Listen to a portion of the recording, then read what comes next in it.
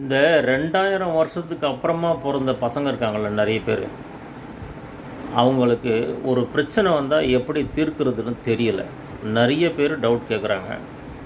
அவங்களுக்கு ஒரு சின்ன எக்ஸாம்பிள் சொல்கிறேன், தயவு செஞ்சு கேட்டுக்கோங்க.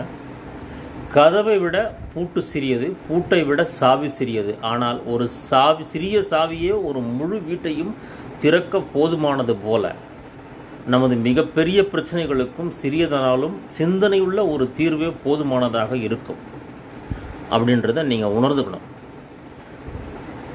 இன்னும் தெளிவாக இப்போ இருக்கிற ஜென்ரேஷனுக்கு தகுந்தாப்போல் சொல்லணும்னா, பூட்டின் அளவை காட்டிலும் கதவு பெருசு, சாவியை விட பூட்டு பெருசு.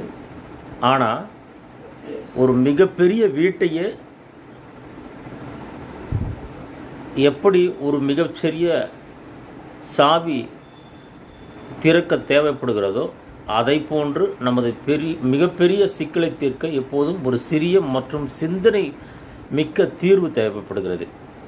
இதை நீங்கள் நல்லா உணர்ந்துக்கணும்.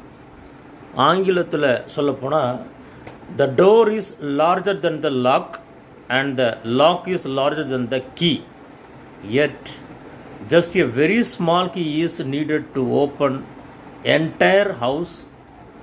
In the same way, even our biggest problems can be solved with a small and thoughtful solution.